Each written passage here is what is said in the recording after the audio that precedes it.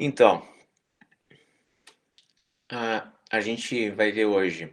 Eu vou passar rapidamente, né, sobre a sintaxe da linguagem Java. Alguém teve alguma dificuldade de usar o IntelliJ? Quando não conseguiu instalar? Pra mim, não, tudo certo. Ah, mas só aquele zerinho que tinha, que era detalhe. Senão, Beleza. Então, vocês sempre vão trabalhar com um projeto, né, no IntelliJ. Pode ser um projeto por aula, né? Não precisa fazer um projeto para cada exercício quando tiver. Eu não vou ficar me atendo muito à parte da sintaxe, porque vocês vão notar que ele é bem similar ao C, que vocês já viram no curso. E depois a gente vai ver essa parte mais da forma de programar orientada a objetos, que são objetos, que são classes, como é que a gente instancia um novo objeto e como é que faz isso em Java, né? Como é que implementa esses conceitos em Java. Então esses aqui são os tipos primitivos, ou seja, os tipos que já vêm na linguagem quando a gente instala o Java. Quando a gente for criar as nossas classes, a gente está na prática criando um tipo novo. Então, quando a gente for representar alguma coisa que não for um tipo desses, já pronto em Java, a gente vai ter que criar o nosso tipo. Então, os tipos que tem é o verdadeiro ou falso, aqui o valor lógico, o boolean, minúsculo, né? Todos esses tipos primitivos têm todos a primeira letra minúscula, a exceção é a string, depois eu vou falar por quê. Tem para um caractere só o char, o byte, short int e o long são para inteiros. O que muda entre eles é a quantidade de bytes que eles usam para representar internamente na memória. Então, o valor que eu consigo armazenar num byte vai de menos 7, e aí vai aumentando isso até chegar no, se eu precisar armazenar um valor inteiro muito grande, aí eu uso o long. Essa mesma relação tem entre float e double, então o float consegue armazenar até 4 bytes, o double é um número quebrado, não é um número em ponto flutuante. O padrão em Java é double, tá? Se eu declarar um número se eu for usar um número que em ponto flutuante, o padrão é double em Java, só para a gente ficar claro com isso. E o texto, né? Que seria vários caracteres agrupados. Em Java, a primeira versão de Java não existia esse tipo novo, mas a partir de uma determinada versão criaram uma classe que representa a cadeia de caracteres, por isso que ela tem a letra maiúscula, e todas as classes que vocês forem criar, vai ter sempre a primeira letra maiúscula para padronização e para diferenciar do que é um tipo que foi criado e de um tipo padrão primitivo da linguagem. E facilita bastante a vida. Como ela foi muito útil e muito usada, foi incorporada na versão de Java, quando vocês instalam, já tem ela pronta lá para usar. Os operadores que a gente tem em Java são bem parecidos com o de C, então eu tenho os operadores aqui de soma, subtração, multiplicação, divisão e resto da divisão, que é o porcento. Posso usar concatenação de strings, com mais também. Se eu juntar, aqui nesse exemplo aqui, eu estou declarando uma variável A, que é do tipo string, e estou concatenando o string olá com uma string mundo, ele vai juntar essas duas strings e criar uma só, e armazenar em A. A atribuição, no qual a gente está fazendo um valor ser atribuído para uma variável, e a partir dessa linha de código ela vai valer, nesse caso aqui, 50. Tem os lógicos, né, o operador lógico de E e de OU. Então, o OU vai ser essas duas barras verticais, o E vai ser os dois E's comerciais, para fazer um teste lógico complexo, no qual eu vou ter mais de um teste para verificar. Tem a Professor, negação, diga. interrompendo, tu tá apresentando a tela? Ah, que bom. Ah, Esqueci. eu tava imaginando ali. Ainda bem que tu falou. Beleza. Agora vai.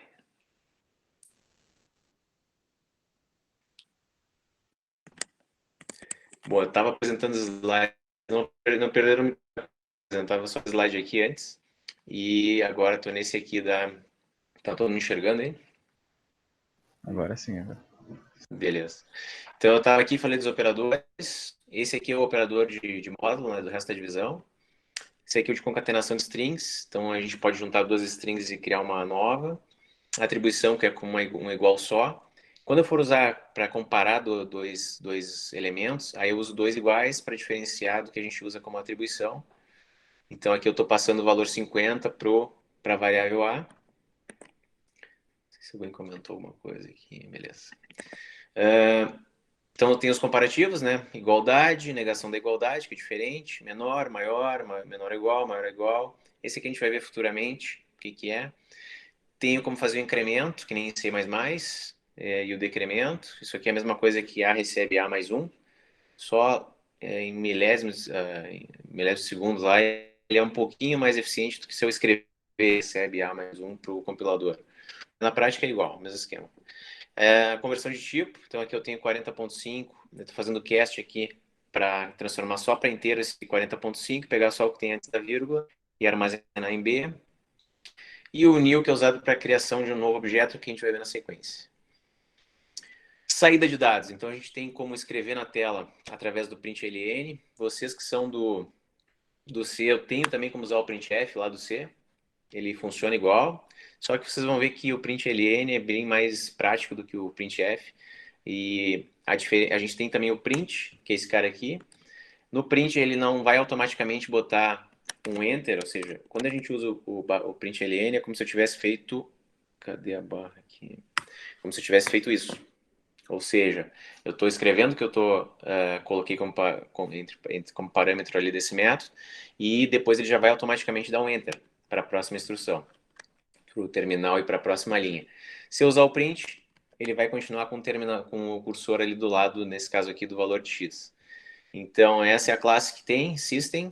Dentro dela eu tenho um pacote out, e dentro desse out é que eu tenho o meu método println. Para quando vocês forem programar, para não ficar digitando todo esse negócio aqui, vocês têm um macete. Então, lá no IntelliJ, vocês vão escrever salt e dar um tab, aí ele vai substituir o salt por system out println. Aqui eu estou concatenando uma string, que é um texto fixo, então o valor de x é que é fixo, com o conteúdo de x, que é o número 10. Então ele vai juntar o texto, o valor de x é, com o número 10, vai criar uma string só, usando a concatenação aqui, e vai escrever na tela. Então eu posso botar no println e passar uma string, posso passar qualquer valor que eu quiser, posso passar uma variável. Quando vocês forem agrupar variáveis com strings, usem mais. Pode fazer isso várias vezes. Eu posso concatenando quantas vezes eu quiser. E para ler dados, na versão original não tinha até colocado isso aqui, tá? Quem acessou no Moodle lá, mas a gente vai ver futuramente para interagir com o usuário, para pedir alguma coisa para o usuário. O println é para mostrar alguma coisa para ele. E para leitura, para ele conseguir digitar alguma coisa, dar enter e passar para nós alguma informação, a gente precisa desse cara aqui. Então depois eu vou voltar para ele, dizer para que significa isso, para que eu tenho que fazer toda essa linha aqui de código. Mas o system out é para saída e o system in é para entrada. Ele vai pegar do teclado, que eu estou especificando onde é que vão vir os dados do usuário. Mas depois eu volto aqui para explicar o que é isso aqui. E aqui são as 4 formas de ler uma string, um texto. Todas elas vocês vão ver que a gente vai usar esse cara aqui, ó, esse método chamado readline. Então aqui eu estou lendo uma string, ele sempre lê string, texto. Então se eu quiser ler uma string mesmo, eu quero pedir um nome para o usuário, eu só vou usar isso e vou armazenar numa variável do tipo string. Se eu quiser ler um inteiro, eu vou ler a string e vou transformar, é isso que faz esse método aqui, para inteiro. Então, mesma coisa para um float, vou transformar para float, mesma coisa para um double, vou transformar para double. Então vai depender só da informação que vocês querem receber do usuário. Mas ele vai sempre ler em string aqui, sempre texto. Alguém tem dúvida aqui? Não, tudo certo. Vou até mostrar para vocês aqui, ó, vou fazer um teste. Estou aqui no IntelliJ, né? Já tenho um projetinho pronto. Vou criar uma classe nova, Java Class, chamar de teste. Primeira letra sempre maiúscula. Então ele vou criar aqui, eu não tenho nada ainda nessa classe, ele sempre cria essa classe vazia. Mais uma macete para vocês, para eu não escrever todo o programa principal, eu posso botar psvm, que é Public Static Void Main, e dar um tab. Aí ele vai escrever para nós o nosso método principal lá, que seria no C void main ou int main. Essa aqui é a estrutura básica para um programa principal. Tá? Então eu tenho que ter uma classe, um arquivo com o mesmo nome aqui, escrito public class, e depois um programa principal. Vocês vão notar que, diferentemente do que a gente fazia lá em C, a gente vai ter arquivos que são executáveis, ó, que vão ter esse verdinho, esse símbolo aqui de play verde, porque ele vai ter um programa principal dentro dele, e vai ter arquivos que não vão ter, que são só para a gente organizar o código e criar uma representação que a gente vai reutilizar esse código, mas ele não é executável. Bom, só para mostrar para vocês, então vamos dar um print na tela. Vou botar aqui, ó, Salt. Então, Salt tab, ele vai escrever o println para nós. Então, se eu quiser saber o nome da pessoa, qual o nome, vou pedir e vou ler usando o nosso readline. Então, vamos chamar de nome aqui a variável. Só que eu não posso botar direto se eu não declarei esse BF antes. Então, preciso desse cara sempre, mas eu só vou fazer isso uma vez no início do meu main. Então, quando vocês copiarem ou digitarem isso, ele vai ficar em vermelho porque eu não importei a classe ainda para poder usar. Então, basta vocês ficarem com o cursor em cima, dar um import class, ele vai importar ali em cima, ó, de qual pacote ele pertence, que ele pertence ao input, output, o I/O, entrada e saída. Esse cara aqui também tem que ser importado, que também é da entrada e saída, e era isso. Só uma dica importante aqui, pessoal. Como essa entrada de dados pode gerar erro, a gente tem que, vocês podem ficar em cima dele ali do vermelhinho e cliquem aqui, ó. A gente vai ter uma aula futuramente só sobre exceções, que é o jeito como o Java trata erros, mas cliquem aqui inicialmente e ele vai escrever isso no final. Quem quiser escrever isso aqui direto também vai funcionar. Só ali no início do meu main. Então, toda vez que a gente for ler um dado, ele vai ler com o readline e vai passar para mim aqui. Vamos dar um print na tela dizendo olá e concatenando isso com o nome que ele informou. Vocês viram que estava em cinza antes porque a gente não estava usando essa variável para nada. Então ele já estava dando uma ordem ali, um aviso dizendo, ó, salvou uma variável, mas que tu não está usando ela. Então quando eu for executar, posso vir por aqui mesmo, run test main. Ele vai compilar o código, vai gerar o bytecode em Java, que é o executável, e vai rodar na máquina virtual de Java esse bytecode. E aí ele está aqui, ó, está esperando aqui nesse terminal de baixo. Ele já escreveu qual é o nome, que é da linha 10, e está bloqueando aqui, está esperando no readline que eu informe alguma coisa. Quando eu informar alguma coisa, então sou o Rafael. Vou dar um Enter. Quando eu dei o Enter, ele salvou isso em nome e concatenou aqui e deu um print para nós do nome que eu tinha informado, que apareceu lá, Rafael. Beleza. Voltei demais. Tá. Então, isso é só para a gente, vocês terem uma noção aí de como interagir com o usuário em Java e a parte da sintaxe básica.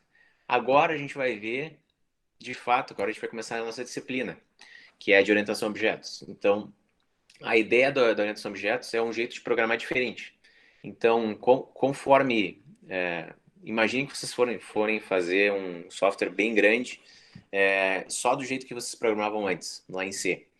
Então, o código começa a ficar gigantesco, né? Vocês vão ter um programa só principal, que vai começar a ter uma série de códigos. A única coisa que vocês conseguem fazer para meio que organizar isso no paradigma procedural é criar uma série de bibliotecas, né? Arquivos.h lá em C. Até dá para organizar um pouco melhor, mas mesmo assim, conforme o software vai sendo usado e vocês têm que fazer alterações no código, isso gera uma série de problemas. Então, para resolver esse problema é que surgiu esse paradigma de orientação a objetos. Então, é uma forma de tentar melhorar o reuso do software, a extensão, quando eu faço um upgrade, né, no meu sistema. E ele tenta pegar o que tem no mundo real, que eu estou tentando resolver, né, o meu sistema criando meu sistema computacional a partir de alguma coisa que existe mesmo, de fato, e eu tento fazer uma abstração disso. Então, por exemplo, se eu for fazer um sistema de cadastro, por exemplo, de uma fábrica de imóveis. Então, a primeira coisa que eu tenho que fazer antes de começar a programar é pensar quais são as entidades que estão envolvidas nessa minha fábrica. Então, o que eu vou ter de, por exemplo, de funcionários que vão estar interagindo com o sistema, o que eu vou ter de matéria-prima, o que eu vou ter de bem que eu vou vender depois, e assim vai. Então, primeiro eu penso em todas essas partes, esses objetos que vão interagindo no meu sistema, para depois eu pensar no programa principal. Então, o jeito de fazer o código é diferente. Mas tudo que vocês já viram antes, a gente vai continuar usando, né? Então, um objeto em programação orientada a objetos, ele é alguma coisa que existe no mundo real, como eu falei antes. Ele pode ser realmente físico, alguma coisa que existe mesmo, ou seja, o imóvel, ou ele pode ser também uma abstração. Então, a transação financeira, por exemplo. Isso tudo vai depender do problema que vocês vão ter em mãos e isso vai tudo, é tudo relativo, né? Mas o importante é, toda vez que eu pensar num objeto, ele vai ser composto por duas coisas, que é o estado, ou seja, as informações que eu posso armazenar sobre aquele objeto, e as operações, as ações, o comportamento do meu objeto, ou seja, o que ele pode fazer. Normalmente aqui a gente tem verbos nas operações e no estado, nas informações, são substantivos, são dados sobre aquele objeto. Então aqui como exemplo de objetos, por exemplo, tenho como objetos físicos um livro, uma mercadoria, posso ter funções de pessoas num sistema, como um cliente, vendedor, gerente. Posso ter um evento também, uma compra, um telefonema, tudo que eu quiser guardar como informação do meu sistema. E assim vai. Então, o nosso exemplo é bem simples aqui. Eu vou começar com um exemplo bem básico, que é o de um cachorro. Então, primeira coisa que eu quero fazer, por exemplo, vamos dizer que vocês estão fazendo um sistema, um software para um pet. A primeira coisa que eu tenho que saber é como representar cachorros diferentes lá dentro do meu sistema. Então, tem que ter um cadastro de cachorros, né?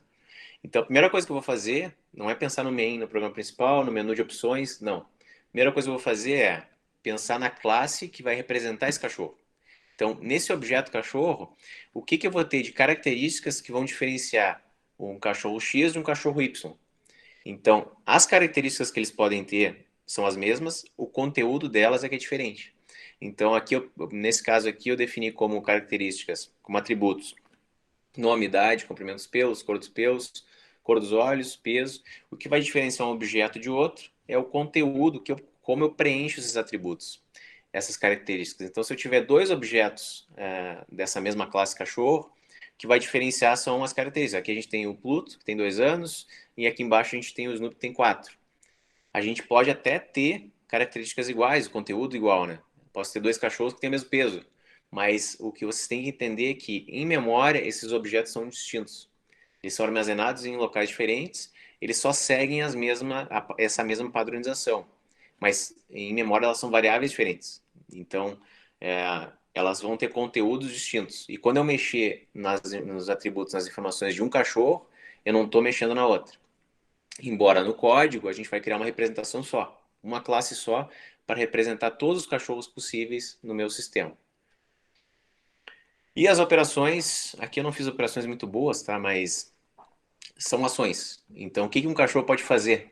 Aí tá óbvio, ele pode latir, babar, são ações, né? Só que eu tenho que pensar sempre no meu escopo do meu problema, ou seja, o que pode ser útil que um cachorro vai fazer no meu pet, por exemplo. Então, aí eu vou pensar que ações que eu vou fazer para ele, que ele pode, a partir de um objeto, eu posso chamar essa ação, esse método, e aí ele normalmente vai fazer alguma alteração no próprio atributo. Então, aí a gente tem que pensar o que ele pode executar como ação. Voltando.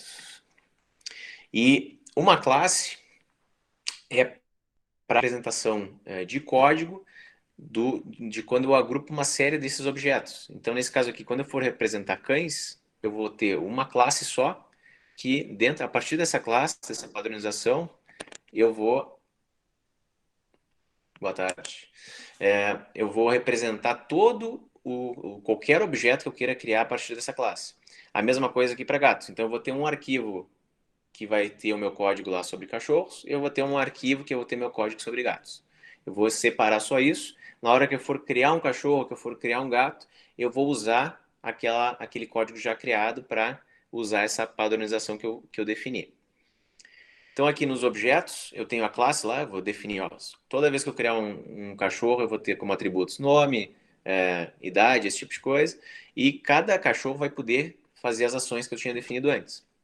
Então, aqui eu vou criar um arquivo só, .java, com extensão .java, que vai ter como a primeira letra maiúscula, e a partir desse padrão aqui, desse molde, é que eu vou instanciar e vou criar objetos novos. Vou criar o Pluto, vou criar o Snoopy. Cada objeto é distinto e cada objeto pode chamar os seus métodos para fazer alguma ação, pode modificar os seus atributos, e quando eu modificar um, eu não estou alterando o outro. Aqui só para quem não... Acho que agora vocês já mexeram um pouco no IntelliJ, né? Mas essa é a cara de quando vocês abrem o programa. Aqui vão aparecer projetos que vocês já abriram antes nesse computador. Primeira vez não vai ter nada aqui. E vocês podem criar um novo projeto ou abrir um existente. Vocês vão selecionar aqui o SDK. Se ele não conseguir reconhecer, ele tem a opção aqui de já baixar uma versão Java através do IntelliJ. E basta vocês selecionarem o SDK. Quem quiser ter mais de uma versão instalada pode também. Aí vamos dar um próximo. Aqui não precisa marcar nada. Próximo. Vão dar um nome para o projeto de vocês. Aqui vocês vão dizer em qual pasta que vocês querem salvar. Finish. E aí depois, criado o projeto, vocês podem selecionar com o botão direito aqui a pasta SRC, que é de source files, é código-fonte. New, Java Class e definir um nome para ele. Aqui eu estou criando a classe cachorro. E aqui dentro dessas duas chaves, aqui é o início da minha classe, aqui é o final. Ela é uma classe pública, por isso que é public class. Aqui eu estou definindo o nome do meu arquivo, é sempre o mesmo nome que eu defini para o arquivo, para a classe. E aqui dentro, onde eu estou na linha 2, é que eu vou criar os meus atributos e os meus métodos. Então, segue as regras que eu uso para definir qualquer variável. Então, eu não posso começar com um número, o nome do meu atributo, e eu não posso começar com nenhum símbolo especial. Então, hashtag, exclamação, nenhum símbolo especial. A única coisa que eu posso usar é o underline. E depois que eu ponho uma letra, eu posso fazer a combinação que eu quiser de números, letras e underline. Essa é a cara da nossa classe, desse primeiro exemplo. Então, aqui eu criei um arquivo chamado cachorro. Aqui eu defini o início da minha classe. Aqui embaixo eu termino ela. E aí eu vou colocar sempre duas informações. Os atributos e os métodos. Ou seja, aqui eu estou definindo o comportamento que os cachorros vão ter no meu sistema. Então, aqui eles vão ter como características ter um nome, que é um texto, uma idade, que é um inteiro, 3 informações aqui sobre os pelos e os olhos, que são strings, são textos, e um peso, que é um double, que é um número fracionário. Depois aqui eu defini também métodos. Então, para verificar se é um filhote ou não. Então, ele vai retornar verdadeiro ou falso. Eu só vou testar se o atributo idade que eu tenho é menor ou igual a 2. Então, todos os atributos que eu defini aqui em cima, eu posso usar eles na forma que eu quiser dentro dos métodos. Lá em C é como se fosse uma variável global, digamos assim, né? E aqui nas funções a gente está conseguindo usar eles. Esses aqui estão em cinza porque eu não estou usando eles dentro dos métodos aqui, por isso que ele está dizendo, ó, tu não está usando os atributos, então eles não têm muita utilidade. Mas eu deixei ali para a gente ter mais exemplos. Então, esse método retorna um boolean, esse chama filhote, e ele não recebe nada como parâmetro de entrada. Isso significa que toda vez que eu tiver um objeto em mãos cachorro, eu posso chamar esse método para verificar, ele vai internamente verificar se a idade é menor ou igual a 2 ou não. Tem um método para modificar o nome, então eu recebo um novo nome aqui, numa nova string, e altero o meu atributo que eu tenho. E aqui eu faço um outro que recebe um novo peso e um boolean para dizer se ele engordou ou não. Então eu testo, se ele engordou, eu somo o peso, se não, eu subtraio esse peso do meu atributo. Vocês vão notar que aqui eu usei this. Aqui eu não usei porque eu não tenho nem parâmetro, não tem nada. Então se eu não colocar nada e usar uma variável, ele vai sempre achar que é um atributo. Ele está inclusive de cor diferente, né? Agora, se eu tiver um parâmetro de entrada aqui, inclusive posso ter até o mesmo nome do atributo, eu poderia chamar de nome aqui.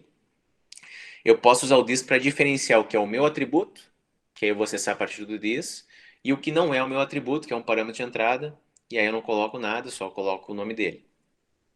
Então, quem não quiser se confundir, quiser sempre usar o this ponto antes dos atributos, pode sempre usar, sem problema nenhum.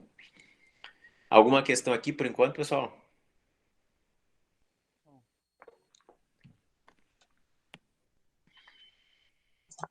Tá, a princípio não.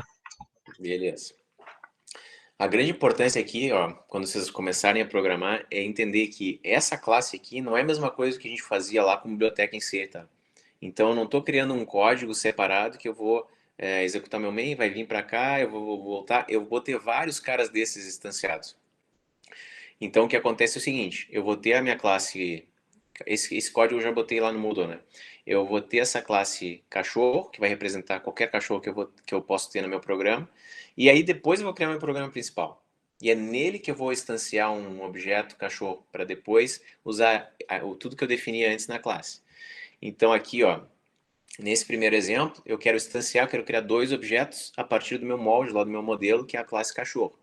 Então, se eu quiser criar aqueles dois caras do exemplo lá, que era o Pluto e o Snoopy, eu instanciei aqui, dei um new, é isso, para isso que serve essa palavra reservada.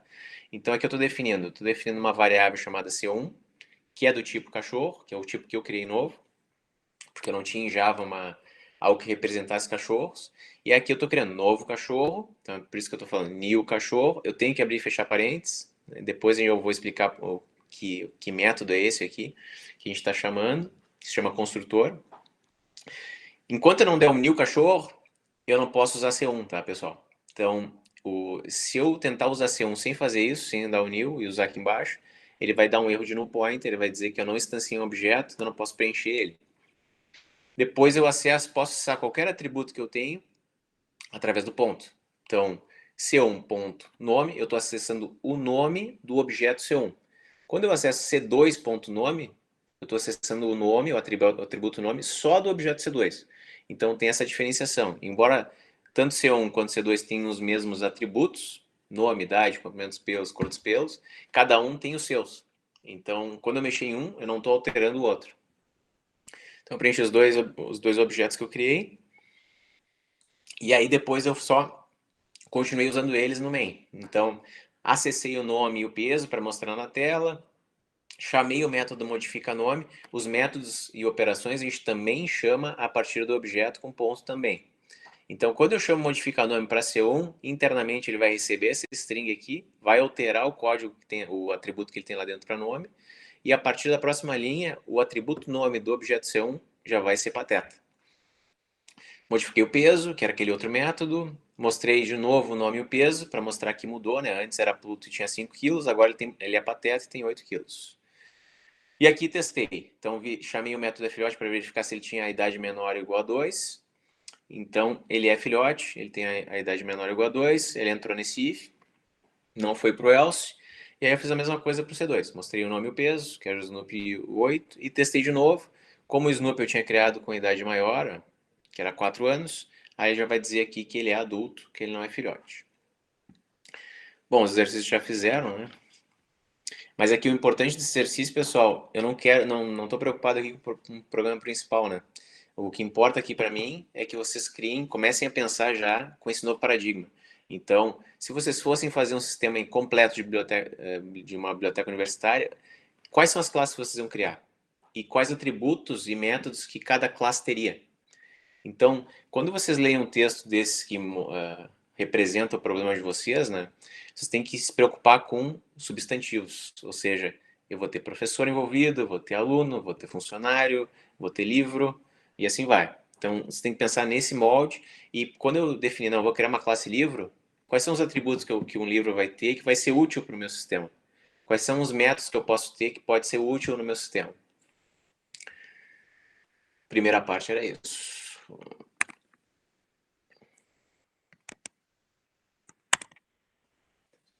Então, essa era a aula do outro, da semana passada, né? E depois eu vou na próxima aula, eu vou fazer daí o gabarito das duas, tanto da aula de hoje completa, né? Dessa aula 1 e aula 2. E quem tiver dúvidas ao longo da semana ali, é só conversar comigo que eu tento auxiliar vocês.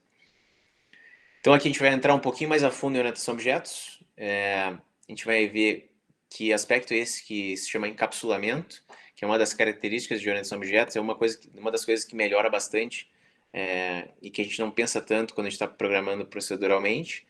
Os métodos getSet, então aqui a gente vai aprender que é uma boa prática em Java a não permitir que fora da minha classe alguém modifique os dados, só pode fazer isso quando usar algum método que eu permitir.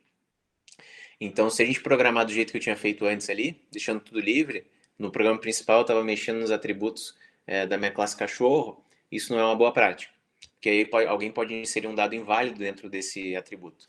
Então, a gente vai ter esses métodos especiais aqui, esse aqui é para alterar um atributo, esse aqui é para obter a informação que tem dentro do atributo. Então, para cada atributo que vocês vão ter sempre um par de métodos. Aqui a diferença entre tipos primitivos de referência e o método construtor que eu tinha comentado antes. Então, o que seria encapsulamento, pessoal? É um dos pilares esse conceito de orientação a objetos, ou seja, A ideia é que cada objeto que eu tenha dentro do meu programa é uma entidade separada, né?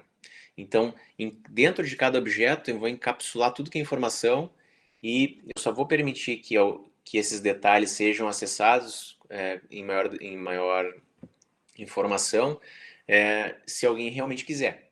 Ou seja, por isso que tem eu tinha um orientador meu na graduação que ele odiava Java porque ele era das antigas e ele achava que tu conseguia fazer uma programação bem complexa usando pouca coisa, porque tu acaba usando por exemplo, criando um objeto, chamando um método e não sabe muito bem o que está sendo feito lá dentro do método e dentro daquela classe. Então, só que é uma vantagem, porque é como se estivesse usando uma caixa preta lá. Estou pegando e pedindo para ele fazer alguma coisa, mas eu não preciso saber detalhes da implementação, não preciso entender todo o código que tem lá dentro. Então, isso num projeto grande, você está trabalhando em equipe com uma complexidade bem maior, isso ajuda bastante para o processo de desenvolvimento de software ser mais rápido. Então, no caso da orientação a objetos, os atributos, aquelas características que eu tenho de cada classe, é que vão ser encapsulados. Então, eu só vou permitir que alguém acesse ou modifique esses atributos através dos meus métodos. Então, por padrão, todos os atributos que eu for ter na minha classe vão ser privados, e os métodos vão ser públicos. Ou seja, o que significa isso? Que os atributos não vão ser acessados diretamente fora da minha classe, mas os métodos podem ser, porque aí eu consigo controlar o código que é executado no método. Vamos ver como é que funciona isso. Então, se a gente pegar aquele exemplo ali do cachorro, aqui eu tenho os atributos, né? Por enquanto está tudo público, porque eu não defini nenhuma restrição aqui antes de declarar o tipo. E os métodos também estão todos públicos aqui. Quando eu transformo, encapsulo essas informações, eu coloco explicitamente esse modificador aqui, chamado private, e defino que nome, idade, todos esses atributos aqui são privados à minha classe. Então, esse modificador não permite que ninguém mais consiga acessar o que está fora da classe cachorro. Já os demais, eu deixei como o padrão aqui, que é não colocar nada, e se eu quiser, eu posso colocar explicitamente public, que é o modificador que eu uso para dizer que algo pode ser acessado fora da minha classe. Então, a partir do momento que eu escrevo private nos atributos da classe lá cachorro, o meu programa principal já vai dar erro. Então já acontece isso, deixa eu ver como é que está o projeto aqui. Programa principal. Ó, aqui eu estou acessando, né, aquele nosso exemplo que eu tinha antes. Se eu for lá em cachorro e transformar o nome em private, se eu voltar lá no meu main, ele já vai dar erro. Ó. Ele vai dizer que nome tem acesso privado em cachorro e não permite que seja acessado fora da classe. Então, se eu colocar como public, ou se eu deixar como padrão ali, que é não colocar nada, aí ele já para de dar problema, já para de dar erro, porque eu consigo acessar. Mas isso é intencional, né? Esse tipo de comportamento a gente quer nas nossas classes. Então a gente faz sempre, para cada atributo que eu tenho, ter um par de métodos.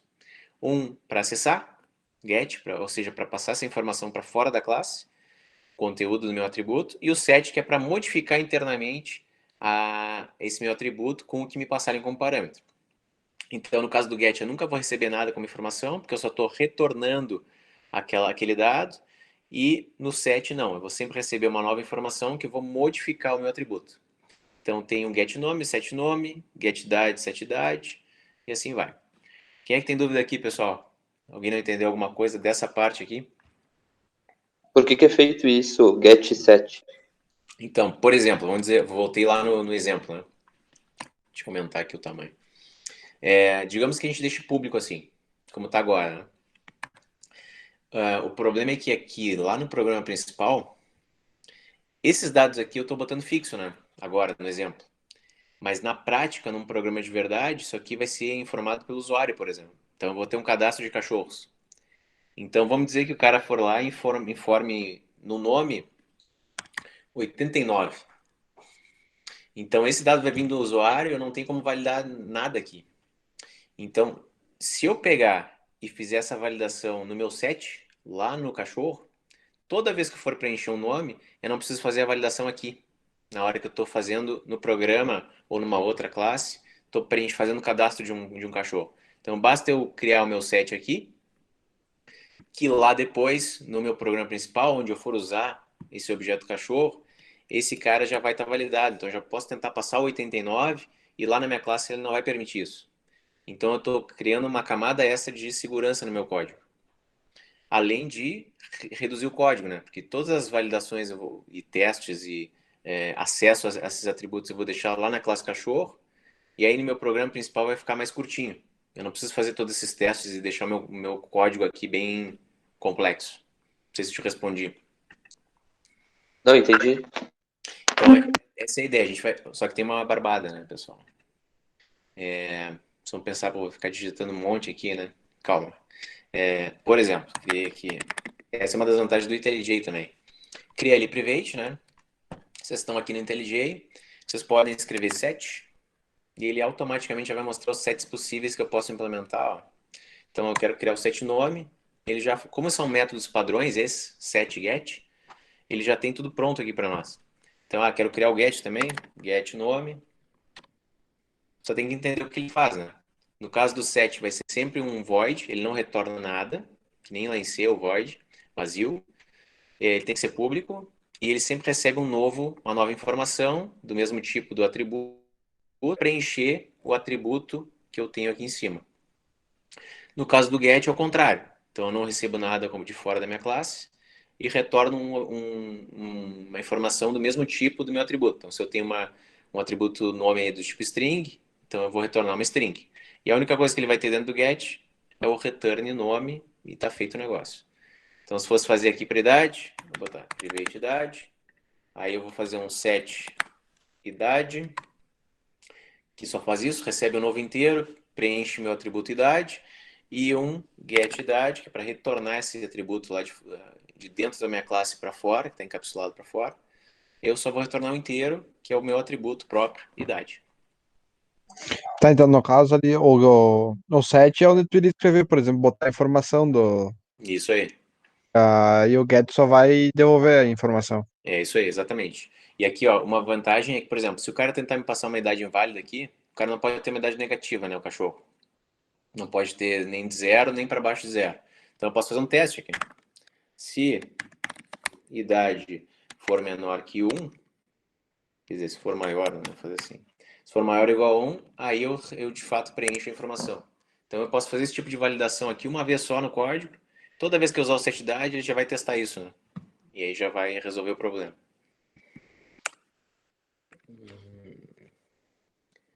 Beleza, voltando aqui. Então depois que eu fizer essa modificação toda de criar os gets e sets na minha classe, aí eu altero, nesse caso aqui do exemplo que eu tinha esse cara aqui, né? E aí eu estou alterando, ó, para onde eu modifico as informações, os offsets, que é isso que eu estou fazendo aqui, tanto para o C1 quanto para o C2, e onde eu obtenho as informações, que era só acessar, né?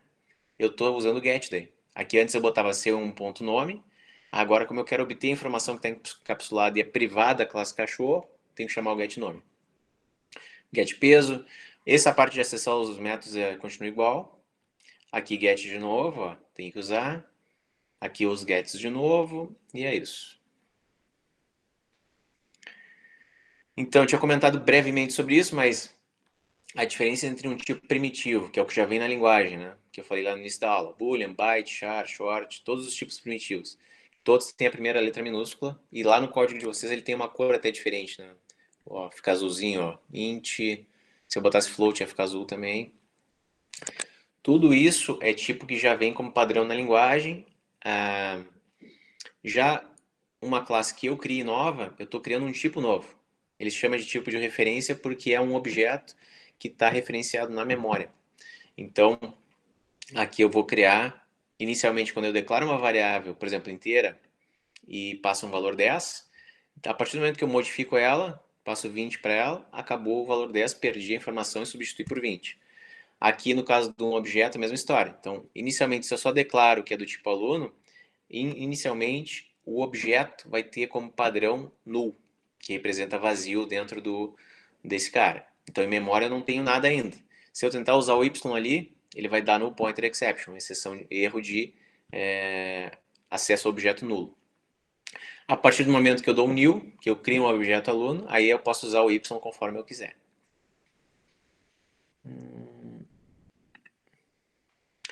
Então aqui, ó, pensando em valores padrões, se eu instanciar um objeto C1, né? Vou aumentar aqui. Instanciei o objeto C1. E se eu tentar, não fiz nada, né? Não preenchi nenhuma informação para os objetos, para esse objeto C1. Por padrão em Java, ele já vai preencher com algumas informações. Em si, a gente não tinha essa barbada aí, né? Às vezes vinha lixo dentro de variáveis. Aqui é diferente em Java, ele já tem valores padrões default. Então, quando eu crio um objeto e eu não preencho os atributos dele, se eu tiver um inteiro, ele vai ter o valor 0 lá dentro, que nem no caso da idade. Se ele tiver um double, que nem o peso, vai estar 0.0. E se ele for um objeto, por exemplo, uma string, no caso do nome, comprimentos pelos, ele vai ter null lá dentro.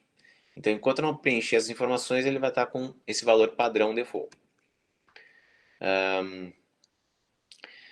A forma em Java, de não permitir que esse tipo de coisa aconteça, é não usar o construtor, que é esse método especial aqui que eu chamo na hora que eu vou criar um objeto. Então, ele sempre vem depois do new. Então, quando eu chamo aqui new e chamo esse cara aqui, que é um método especial, com o mesmo nome da minha classe, é um método que faz construir o meu objeto de fato em memória.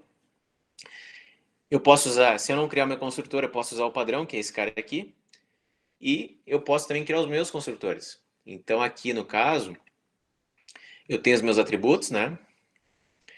O que eu posso fazer? Eu posso criar um método especial, que nem esse cara aqui de baixo, no qual eu vou receber como parâmetros as mesmas informações que eu tenho que criar nos atributos. Então, aqui eu vou receber as informações que eu quero preencher desse cachorro. Eu vou pegar esses dados e passar para os meus atributos. E eu sempre coloco como public, que ele tem que ser acessado fora da classe, e o nome da minha classe ali, cachorro. Eu nunca vou colocar void aqui, pessoal. Então, ele é o único método, por isso que é um método especial, que ele só vou colocar public e o nome da classe. Não tem void, não tem nada ali para retornar. E o único objetivo dele é preencher as informações que eu tenho de atributos a partir dos parâmetros que eu recebo ali, fora da minha classe. Então aqui, ó, em vez de instanciar o objeto cachorro, que nem eu tinha feito antes no exemplo, e deixar eles vazios, ou seja, cada atributo deixar ele vazio e não preencher ele com um valor, a partir do momento que eu crio o meu construtor, eu estou dizendo que quem for usar essa classe cachorro precisa, de fato, me passar já as informações do cachorro. Então, quando eu crio um construtor, um método especial construtor, eu não deixo mais que o cara use um construtor padrão, que é aquele só de dar unir o cachorro, abrir e fechar parênteses. Então, aqui, quando ele chama e passa uma string, um inteiro, uma string e um outro double, eu estou automaticamente chamando aquele método que eu tinha aqui, que está na linha 10. Aí ele vai pegar essas informações e vai preencher os meus atributos. Alguém não entendeu essa parte aqui do construtor?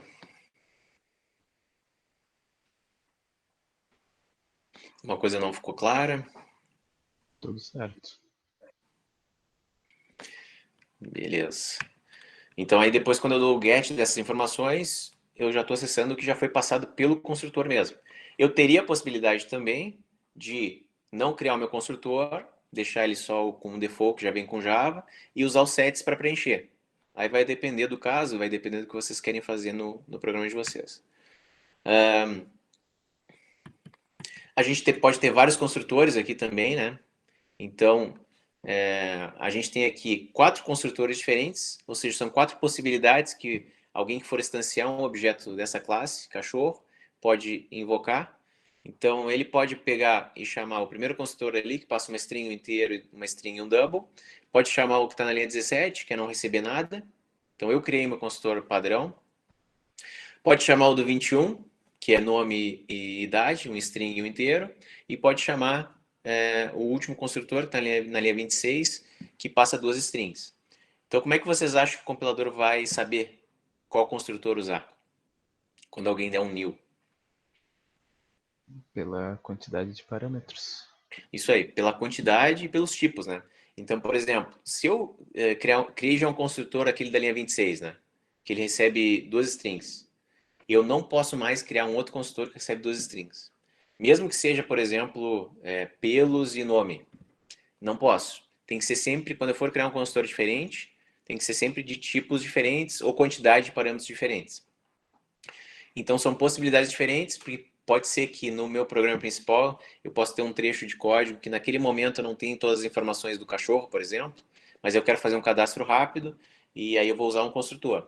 Depois eu posso completar esse cadastro usando um outro construtor. Então, isso vai depender do caso que a gente tem em mãos. Né? Posso eu indicar ali no consultor o get e o set, né? Pode usar. Tu vai usar no caso os sets, né? Tu pode usar, porque aí tu vai receber uma informação nova, né? E aí vai preencher os atributos. Principalmente se tiver validação, né? Aí, se dentro do meu set eu tenho algum teste ali que eu estou fazendo, para não permitir que algum dado inválido entre no meu atributo, aí é até bom que tu use o set dentro do construtor. Então aqui eu criei os 2 objetos, um é o Rambo e o outro é o Rock. Um tem a idade de 13 e o outro tem a idade de 8, então eu chamei aquele um outro construtor que eu tinha. E aí, em memória, eu tenho 2 objetos mesmo. Então eu tenho o C1 separado do C2, embora eles tenham atributos, mesmo tipo de atributos e mesmos métodos que eu posso chamar. Então, como exercício dessa semana, vocês têm alguns ali de teóricos, que nem eu na aula passada. Se vocês não conseguirem, se estiver meio dúbio, não tem problema, tá, pessoal? Vocês podem dizer, não consegui entender qual que era para colocar aqui. Porque esse aqui é um exercício mais de pesquisa. É mais para vocês tentarem resolver alguma coisa. Mas isso aqui é mais para dar uma pesquisada sobre a linguagem em Java. Né? Aqui é um verdadeiro ou falso dessas frases. E... Pô, tem muito exercício aqui. Né? Vamos fazer assim, ó. Vamos fazer o B1 e B2. E esse aqui não precisa fazer, tá, pessoal? Esse do B5 ao B8 não precisa fazer. Desses caras aqui, eu não quero que vocês façam os 3, tá? Vocês podem escolher uma dessas classes. Então, tem a possibilidade de fazer o B13, o B14 ou o B15. Vocês que vão definir. O importante é escolher a classe employee ali. Eu vou ler de fato o que ele quer que eu faça. Então, ele vai dizer ali os atributos que eu quero que crie, quais são os métodos possíveis que pode ter dentro dele. E aí, sempre ele vai pedir no final para criar um programa principal para instanciar uns objetos desse cara. Então, vocês vão ter que fazer sempre um arquivo com a classe .java e um outro separado com o programa principal. Mas já vamos seguir as regrinhas de criar todos os atributos privados, criar getSet para cada atributo, um par de métodos para cada atributo, e deixar os métodos públicos. E aí depois lá no main a gente só vai usar esses métodos para fazer. Já aproveitem e criem, já para treinar, criem construtor, criem mais de um construtor dentro da classe, só para vocês verem como é que funciona. E é isso. Alguém tem alguma dúvida por enquanto?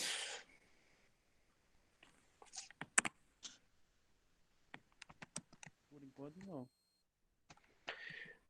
Beleza, pessoal? Então, assim, ó, tentem fazer os exercícios. Quem tiver problema, como eu falei antes, pode me comunicar ali, que a gente dá um jeito. A gente tenta auxiliar vocês. A gente pode marcar atendimento, tá? Eu já coloquei, vamos ver se o Moodle volta. Quem quiser me mandar alguma coisa do exercício da semana passada, né, hoje, que é o prazo. Se não conseguir acessar o Moodle, me manda para o meu e-mail, que é rafael.coelho@farroupilha.frs.edu.br, que eu toda manhã não consegui acessar o Moodle, não sei se ele voltou já. E é isso, pessoal. Daí, que nem eu falei antes, para quem não tinha chegado na aula, a presença da semana passada vai ser a partir dos exercícios daquela aula, que eu revisei hoje o conteúdo, e é isso. Aí, para esse exercício de hoje que eu passei agora, vocês têm até a próxima aula para fazer. Beleza, obrigado. Beleza. Boa tarde aí para todo mundo. Boa tarde, valeu. Valeu.